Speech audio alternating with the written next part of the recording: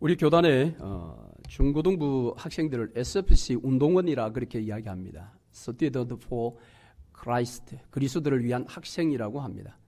그래서 SFC, 이 SFC가 이제 아이들이 연합으로 교회들이 모여서 연합 예배를 드립니다. 그때 항상 예배 전에 먼저 하는 것이 강령 제창입니다. 우리는 전통적 웨스트민스터 신앙 고백서 및 대소교리 문답을 우리의 신조로 한다.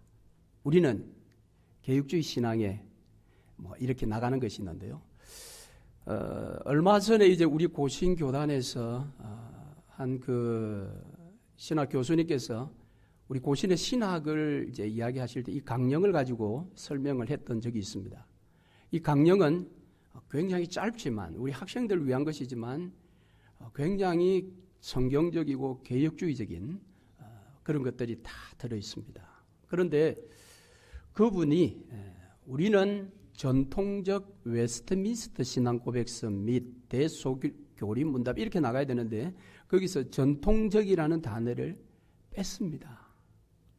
우리는 웨스트민스터 신앙 고백서 및 대소교리 문답을 우리의 신조로 한다. 왜 뺐을까? 아니 들어 있으나 없으나 그것이 무슨 상관이냐? 이 전통적이라는 것이. 그런데 그것이 굉장한 만일 교수님이 어떤 의도를 가지고 뺐다면 이미 60년 가까이 SFC 강령이라고 외쳐왔던 그 문장에서 한 단어를 딱 뺐는데 그것이 교수님의 의도라면 그 의도는 무엇인가? 그래서 실상 그것은 가볍게 넘어갈 문제는 아닙니다. 그것만 가지고도 많은 시간 우리가 이야기를 해볼 수 있겠습니다만은 간략해서 말씀드려서 그 전통이라는 것, 그것이 사실 오늘 본문과 좀 연결되어 있는 부분입니다. 그래서 우리는 이 전통과 또 때로는 정통, 받침 하나 차이가 나지만은 사실은 많은 차이점들이 있고요. 그래서 오늘 이 시간에는 이 전통 또 정통 그 부분들에 대해서 한번 본문의 말씀을 가지고 함께 주의 교훈을 찾아보고자 합니다.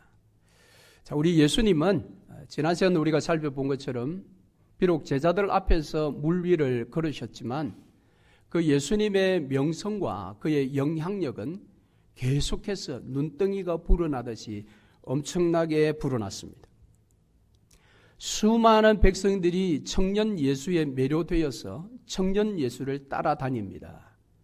거기에는 학식이 있는 자, 학식이 없는 자, 부자, 가난한 자, 병든 자, 소외받는 자, 심지어는 지배자,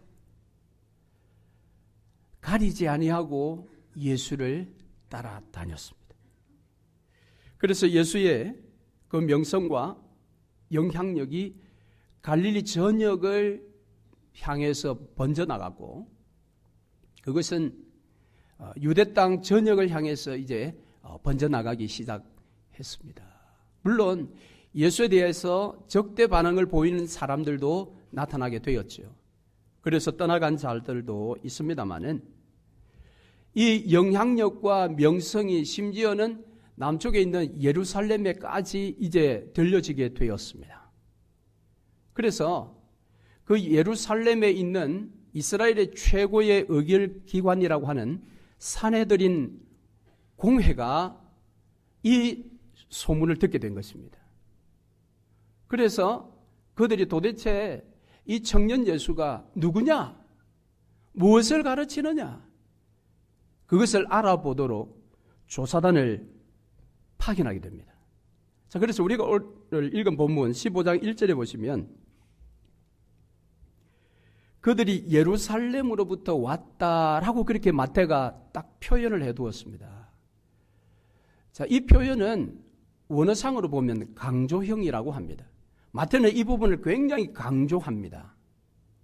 지금 예수께 항의하러 온 이 사람들이 예루살렘으로부터 왔다. 이 말은 즉 그들이 사적으로 온 것이 아니라 공적인 대표단으로 지금 온 것입니다. 무엇하기 위해서? 예수를 조사하기 위해서. 예수를 조사하기 위해서. 그래서 이들도 예수의 행적을 이제 따라다니기 시작하는 겁니다. 그런데 어느 순간 그들이 놀라운 사실을 보게 됩니다. 그것이 무엇인가 하면 예수의 제자들이 손을 씻지 않고 떡을 먹는 것을 보게 된 것입니다. 분명히 장로의 법에는 손을 씻고 떡을 먹으라고 했는데 그들이 손을 씻지 않고 떡을 먹었으니 그들은 부정케 되었다라는 겁니다. 그리고 정결 규례를 어긴 것입니다. 물론 이 손을 씻어야 하는 정결 규례는 이스라엘의 제사장들에게 준 법입니다. 그래서 모세나 아론이 성막에 들어가거나 성소에 들어갈 때에 반드시 손을 씻고 들어가도록. 그래서 성전의 이 구조를 보면은 물두멍이 있지 않습니까? 물두멍에서 먼저 손을 씻고 성소에 들어가도록 그렇게 규례를 주셨어요. 그런데 이것이 BC 2세기경에 이 장로들의 어떤 법 때문에 제사장들뿐만 아니라 이스라엘 백성들 모두가 손을 씻고 떡을 먹어야 한다라고 가르치기 시작했다라는 겁니다. 그래서 그들은 심지어 바깥에 나갔다가 들어오면 반드시 손을 씻어야 한다라는 그런 법을 가르치기 시작한 것입니다. 뿐만 아니라 이들의 생각은 사람들이 잘 때에 이 쉬브타라는 악마가 사람의 손 위에 올라앉는다라고 그렇게 생각을 했어요.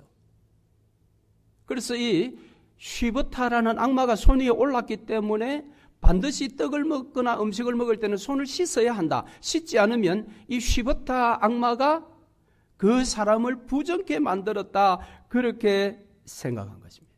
그런데 바로 예수의 제자가 지금 자기들 눈앞에서 손을 씻지 않고 떡을 먹으니 그들은 분노했습니다.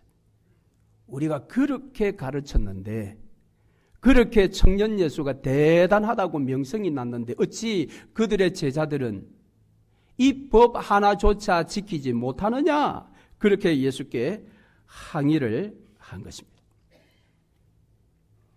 그런데 우리가 알아야 할 것은 이런 손을 씻어야 한다라는 법은 원래 성경에 없었다라는 겁니다. 즉 모세오경에 없었다라는 겁니다.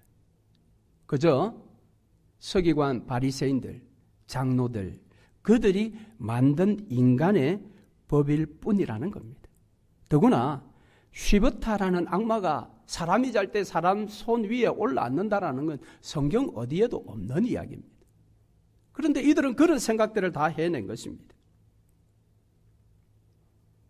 그래서 오늘 여기에 산헤드린 대표단이 와서 항의를 하는 것은 그들이 자기들이 지금까지 가르쳤던 장로들의 이 유전, 장로들의 계명을 어겼다. 앞서 말씀드린 것처럼 제사장들에 대한 손을 씻어야 하는 규례는 이미 출애굽기 30장에도 기록이 되어 있고 신명기 또 21장에도 보면은 목을 꺾은 소 위에 손을 씻어야 한다라는 그런 규례들이 다 기록되어 있습니다. 그러나 일반 사람들조차 다 손을 씻어야 한다라는 것은 장로들의 유전, 서기관 바리새인들이 만든 법인 것입니다.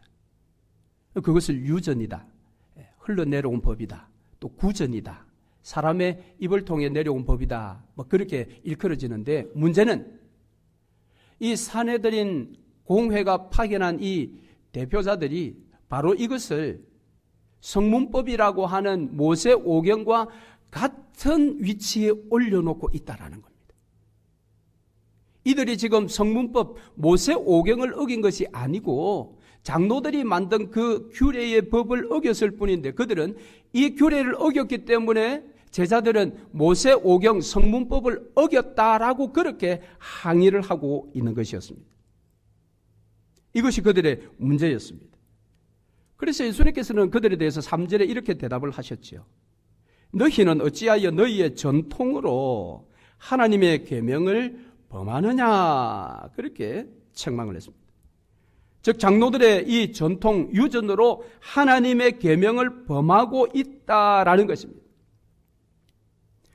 그 좋은 예를 예수님께서 4절부터 들으셨는데 고르반이라는 제도입니다. 이 고르반이라는 것은 하나님께 드림이 되었다라는 뜻을 가지고 있는 제도인데 이것이 무엇인가 하면 부모를 모시고 있는 이 자식들이 혹시 부모에 대해서 분노할 일이 생기면 부모께 마땅히 공경하기 위해서 드려야 할 그 무엇을 부모께 드리지 아니하고 이건 하나님께 드렸다라고 선언을 하는 겁니다. 그게 고르반입니다. 하나님께 드렸다라고 이제 선언을 하면 그것은 나중에 성전으로 가져와야 되겠지요. 때가 되면. 그러나 그 전까지는 자기가 가지고 있는 것입니다. 그죠? 그러면서도 마땅히 부모에게 드려야 할 공경이라는 이 하나님의 법을 고르반이라는 이런 장로들의 유전을 가지고 계명을 어기게 만들었다라는 것입니다.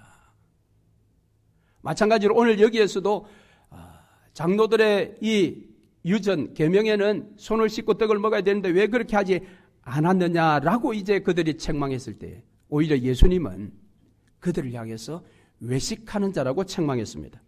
7절 말씀 15장 7절 말씀에 보니까 외식하는 자들아 이사야가 너희에게 관하여 잘 예언하였도다. 일러서되 이 백성이 입술로는 나를 공경하되 마음은 내게서 멀도다. 사람의 계명으로 교훈을 삼아 사람의 계명으로요. 사람이 만든 계명입니다. 교훈을 삼아 가르치니 나를 헛되이 경배하는도다.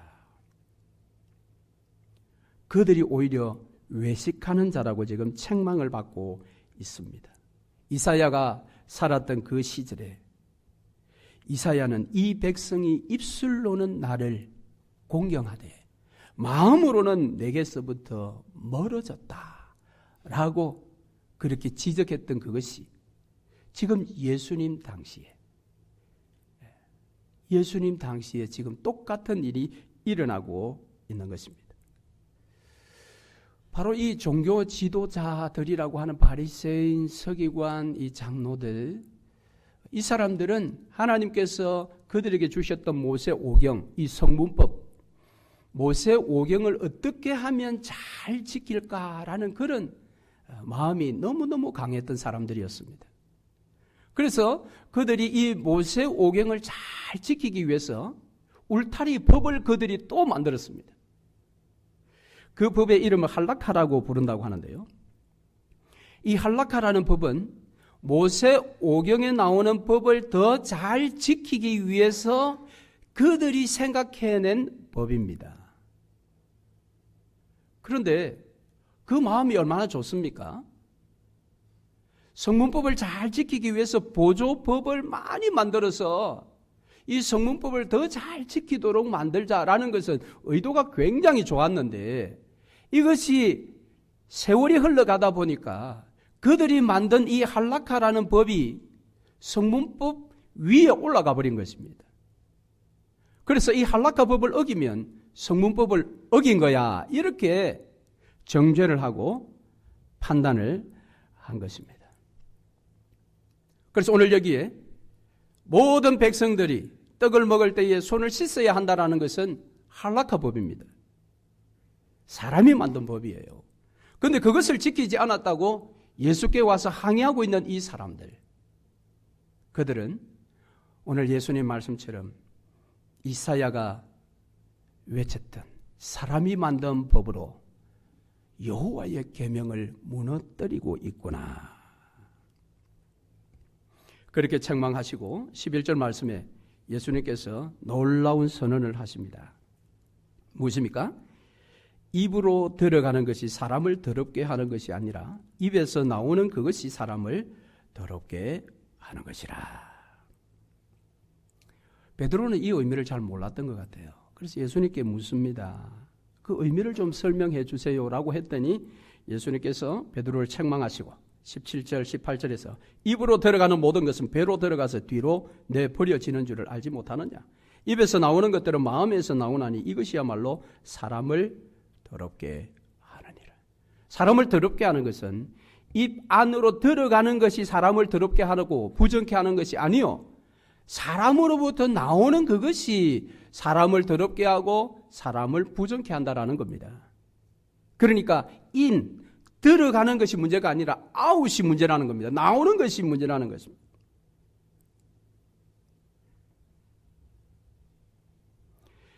여러분, 나오는 것은 어디서부터 나옵니까? 그것은 사람의 마음으로부터 나옵니다. 사람의 입으로 나오는 그것은 결코 입에서부터 출발하지 않습니다. 마음에서부터 출발이 되어서 입을 통하여 나오는 것입니다. 우리 인간의 본성이 바로 그 마음입니다. 그러니까 마음으로부터 나오는 아웃, 이것이 사람을 더럽게 하고 그 나오는 것을 듣거나 보는 자의 마음을 오히려 부정케 하는 것이지, 사람에게 들어가는, 입으로 들어가는 인하는 것은 사람을 더럽게 하지 않는다. 그렇습니다. 마태복음 12장 33절 이하의 말씀해 보니까 예수님은 바리새인들을 향해서 이렇게 외쳤습니다. 독사의 자식들아, 너희는 악하니 어떻게 선한 말을 할 수 있느냐? 이는 마음에 가득한 것을 입으로 말함이라.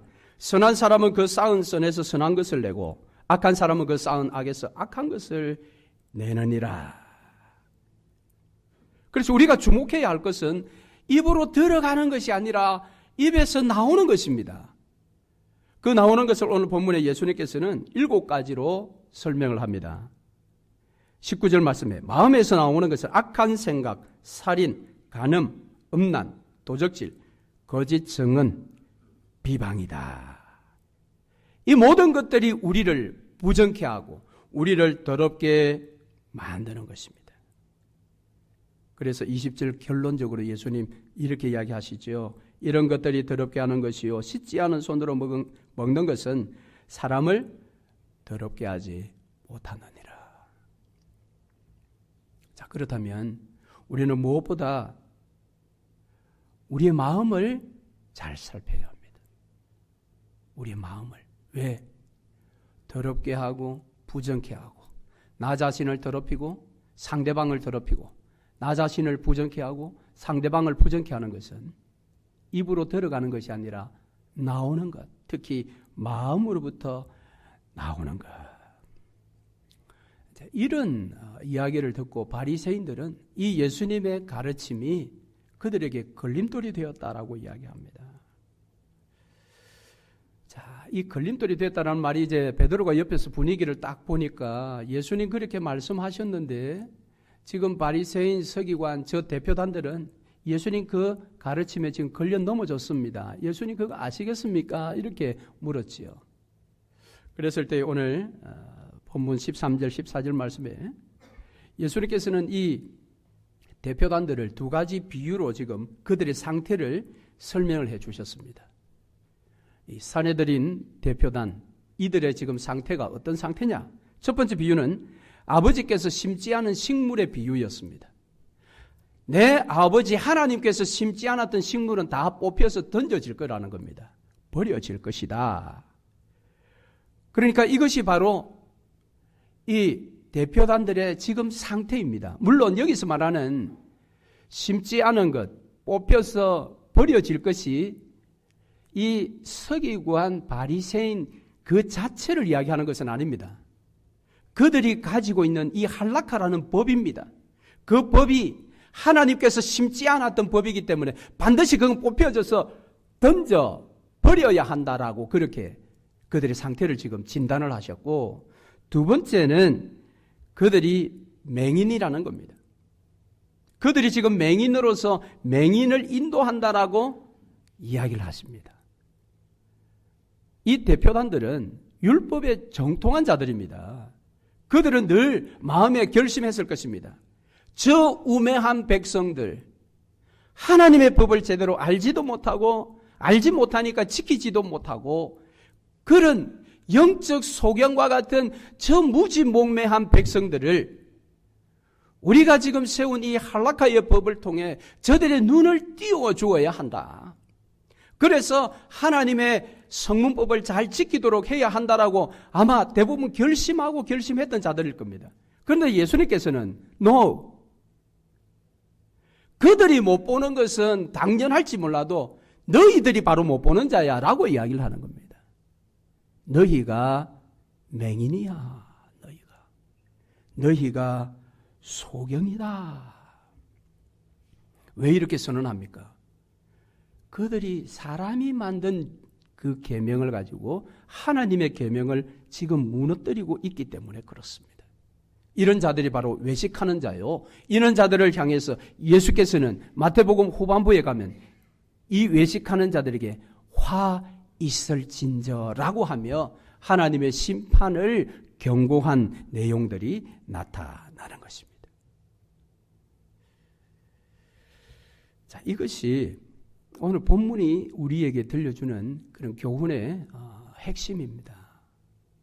자, 그러면 이것을 우리 신앙에 우리가 적용을 해 보려고 할 때 이것을 개별적으로 사소한 것들로 적용해 볼 수가 있습니다.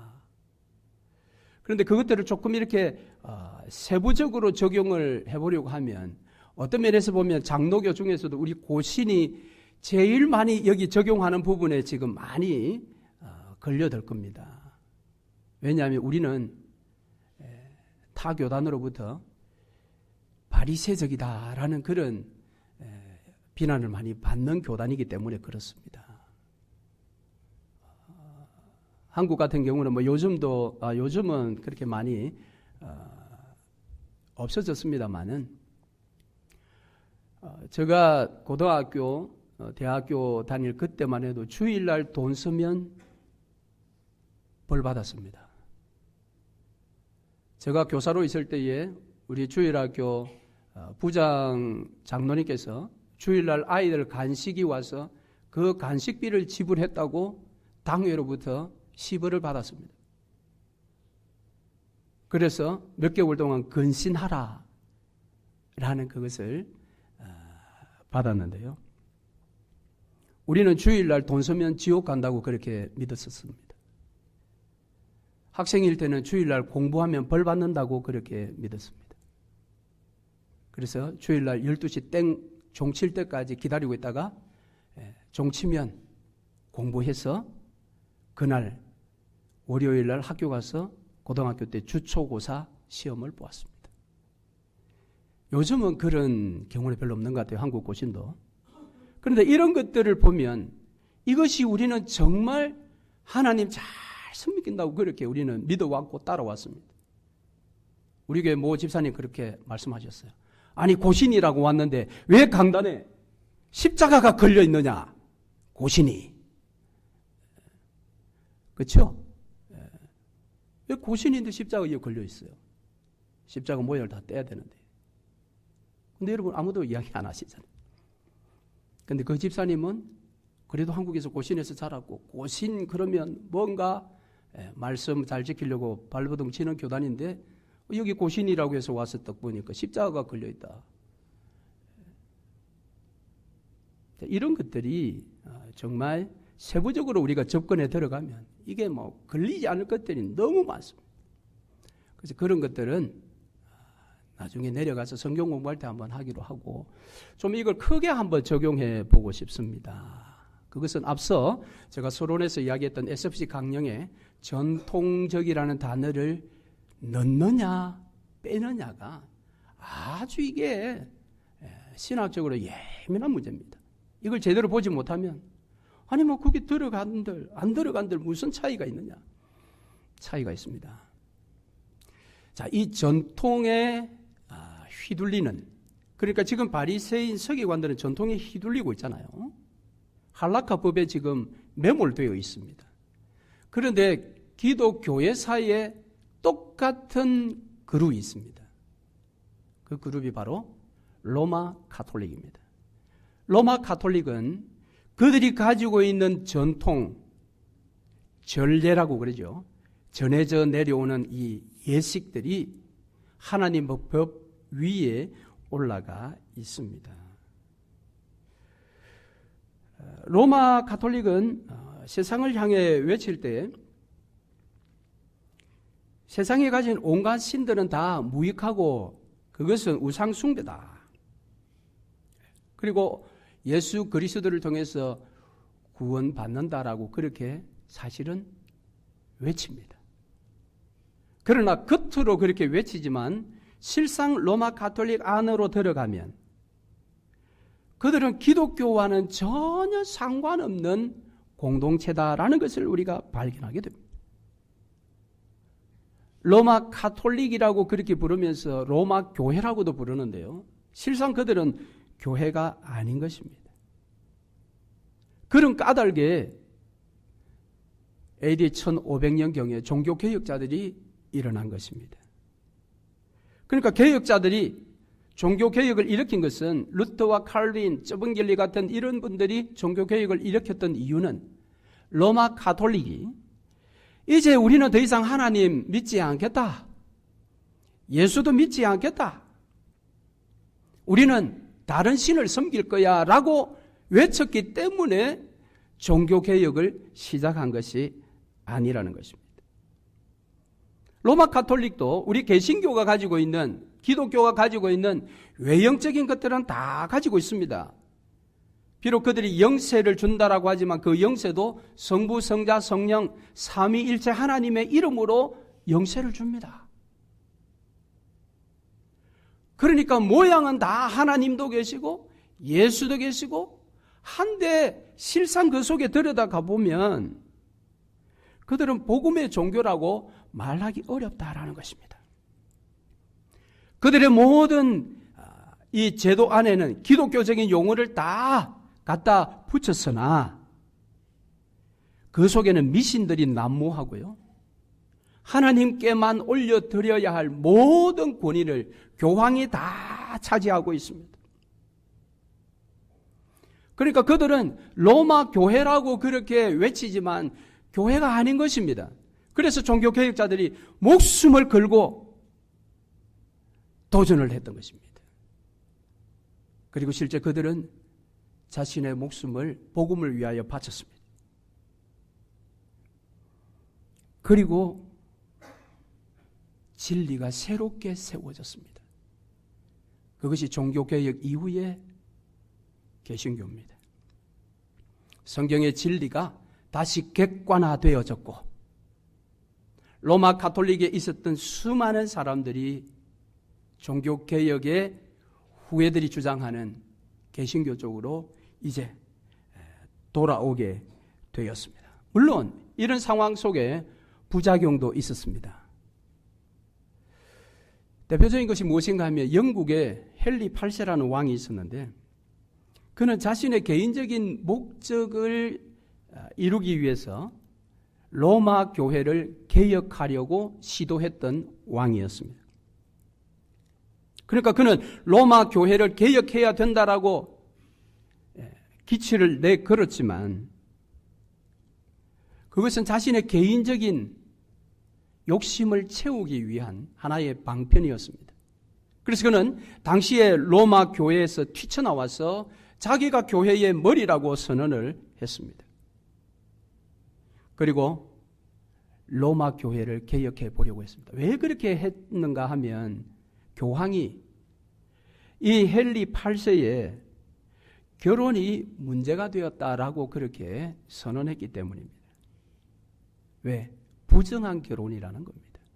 정상적인 결혼이 아니라 왕은 지금 부정한 결혼을 했다라고 지적했기 때문에 이 헨리 8세가 열받은 겁니다. 그래? 내가 그러면 너희 개혁해 라고 로마 교회로부터 튀쳐나온 것입니다. 그래서 개혁하겠다고 시작했는데 결국 그가 남긴 것은 성공회 하나뿐입니다. 성공회. 여러분 성공회를 아시죠? 지금도 성공회 있지 않습니까? 그러니까 실상 이 로마 교회와 성공회는 성경적인 제대로 된 그런 교리를 가지고 있는 그런 교회가 아닌 것입니다. 그래서 종교개혁 이후에 약 100년 정도 지난 AD 1647년경에 웨스트민스터 신앙 고백서가 만들어졌습니다. 종교개혁의 아름다운 열매라고 볼 수가 있습니다. 그리고 교회의 지도자와 교회 성도들을 위해서 대소교리문답을 만들었습니다. 물론 이 웨스트민스터 신앙 고백서와 대속교리문답은 그전까지 아무것도 없는 중에 갑자기 나온 것은 아닙니다. 그전에 이미 초대교회 이후부터 계속해서 왔던 사도신경, 그리고 돌트신경, 하이델베르그 신경, 이와 같은 정통적인 신앙 고백서들을 다 참조하고, 그러나 무엇보다 오직 성경 말씀을 가지고 복음을 제대로 조직해낸 그 고백서가 웨스트민스터 신앙 고백서입니다. 그래서 웨스트민스터 신앙 고백서에는 교회의 정치 원리도 들어있고요, 교회의 예배 모범도 들어있고, 이 모든 것들이 들어있습니다. 그러니까 개신교회, 종교개혁 후예들은 이와 같은 좋은 고백서와 교리문답을 가지고 있기 때문에 어떤 교회의 지난 역사들, 로마 교회와 같이 해왔던 어떤 전통이 있기 때문에 그걸 해야 된다라고 하는 그러한 요구를 배격할 수가 있는 기준이 생긴 게 된 것입니다. 그래서 사실은 이 신앙 고백서와 교리문답은 굉장히 중요합니다. 그럼에도 불구하고 현대 교회는 이 신앙 고백서와 교리문답과 상관없이 우리는 정통적인 교회야 라고 주장하는 교회들이 많습니다.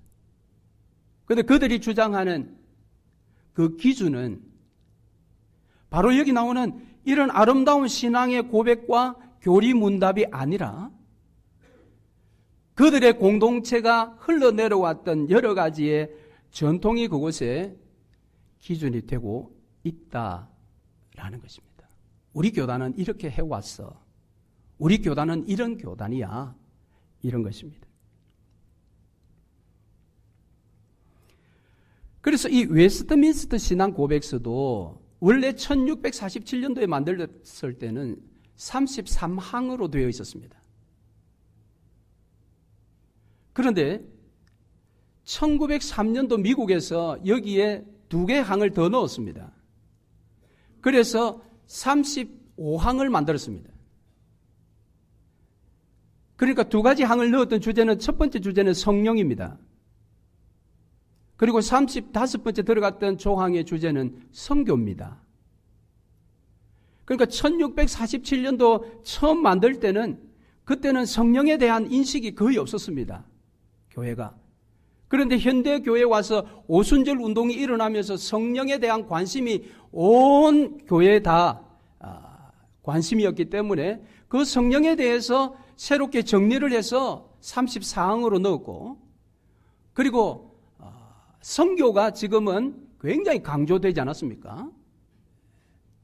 물론 초대교회 때부터 땅끝까지 이르러 내 증인 되라고 했지만 그 당시에는 땅끝까지 가기가 너무 어려웠기 때문에 선교에 대한 관심이 교회들이 없었는데, 이제 온 지구가 지구촌이 되다 보니까 어디든지 하루 만에 다 가니까 선교가 강력한 불이 붙게 된 것입니다. 그래서 선교에 대한 항을 35항에 넣었습니다.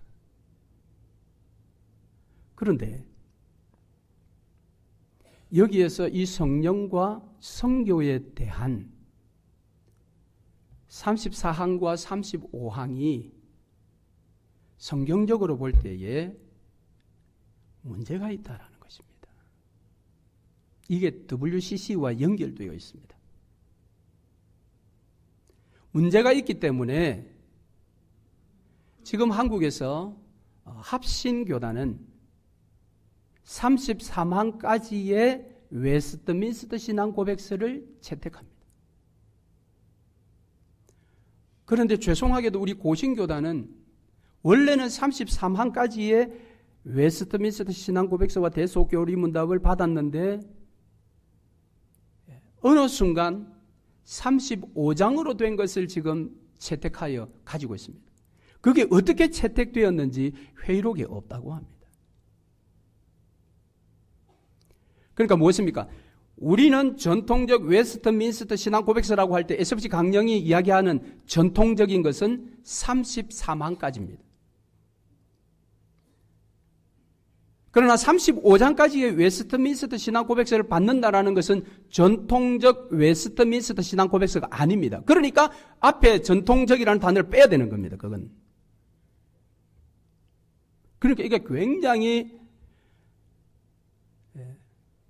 이게 여러분 죄송합니다. 여러분 뭐 신학생들에게 해야 될 일이 이야기가 아닌가 이렇게 오해할 수 있는데 이거 우리 신앙에 그대로 직결되기 때문에 그렇습니다. 왜냐하면 교회를 가장 어지럽히는 것이 성령입니다. 이 말이 잘못하면 오해되죠. 성령이 아니죠. 성령 하나님은 교회를 바로 세우시죠. 그런데 오늘 이 시대의 성령관, 소위 성령 운동한다는 사람들이 얼마나 성경으로부터 멀리 떨어져 나가서 교회를 혼란스럽게 만드는지 모릅니다. 뿐만 아니라 선교. 오늘 이 시대의 모든 교회들이 선교 그러면 모든 것이 다 무릎을 꿇습니다. 선교하자는데 웬 말이 많아? 선교하자는데 무슨 반대가 많아? 여러분 이것도 성경적으로 다 다시 정립이 되어야 됩니다. 선교 만능. 이것도 오늘 교회를 너무 어지럽힙니다.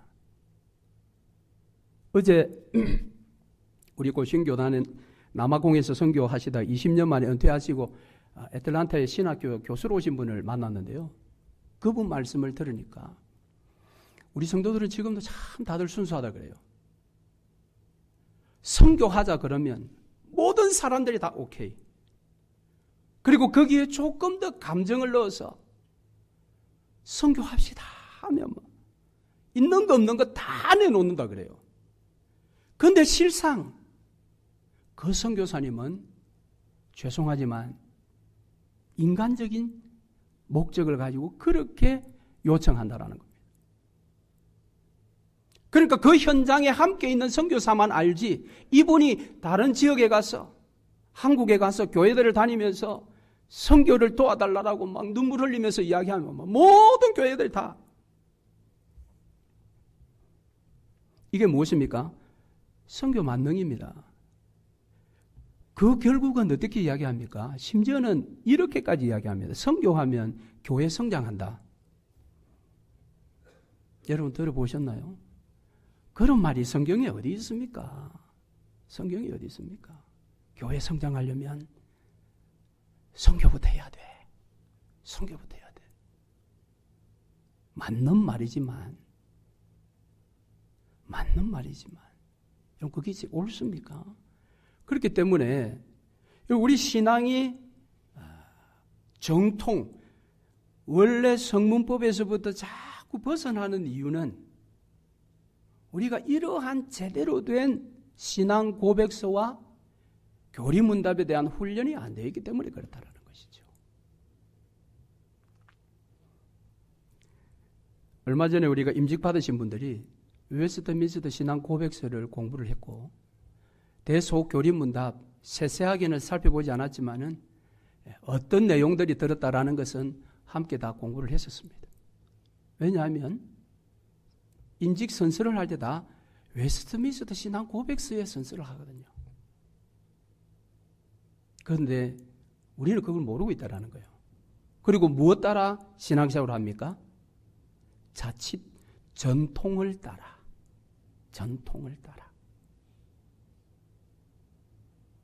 그래서 조금 어려운 부분입니다만은 여러분에게 이 전통에 대해서 장로들의 유전에 대해서 좀 이렇게 포괄적으로 한번 적용을 해 보았습니다.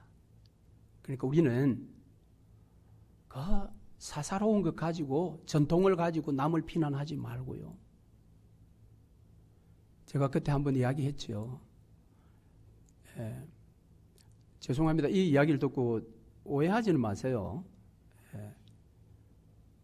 그 우리가 대학생 때 이렇게 같이 이 SFC 운동을 해보면 어떤 친구들은 이 믹스 커피 한 잔을 놓고도 얼마나 경건하게 기도를 하고 그걸 마시고 핫도그 하나 먹으면서도 경건하게 기도하고 먹고.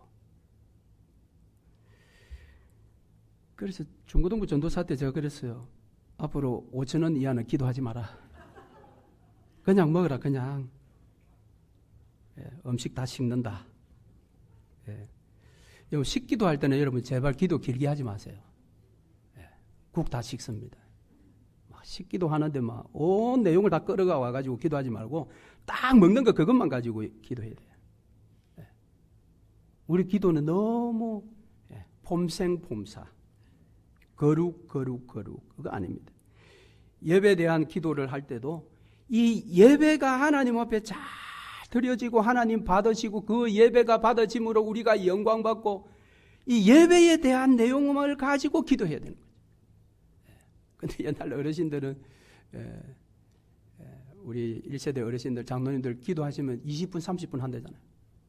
창세기부터 계시록까지 다 훑어나가고 그런 기도는 개인 기도 시간에 하시고 이 시간에는 딱 그 목적에 맞는 기도를 해야 돼요. 뭐 하다가 이렇게 그러니까 커피 한 잔 놓고 기도하는 거 괜찮습니다, 권사님. 제가 굉장히 귀하게 봅니다. 우리 권사님 한 분 그런 분 계세요. 모세회에. 모세회 아침에 기도에 마치고 가시면은 목사님 기도하셔야 우리 커피 마실 수 있습니다. 그거 굉장히 귀합니다. 굉장히 귀합니다. 오해는 마시고요. 자, 이제 결론입니다. 오늘 우리가 이 본문을 통해서 꼭 기억해야 될 것은 인이냐 아웃이냐.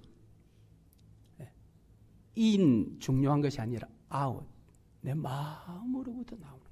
또 하나 전통이냐 정통이냐. 물론 SFC 강령 가지고는 제가 전통을 가지고 정통을 설명을 했습니다. 혼란이 없기를 바라고. 지나친 어떤 유전. 그래서 우리 고신도 늘 조심해야 됩니다. 추록 성도 후예가 추록 성도라는 그걸 조심해야 되고 정말 중요한 것은 하나님의 말씀. 이 정통이 중요합니다. 그렇지 않고 우리 속에 전통이 정통을 밀어내고 있다면 오늘 예수께서 비유 속에서 이야기한 것처럼 하나님께서 반드시 뽑아서 던질 것이다. 던져져야 됩니다. 그래서 우리 모두는 하나님 앞에 착하고 충성된 종이다라는 칭찬을 받으시는 저와 여러분 되시기를 주의 이름으로 축원합니다. 아멘.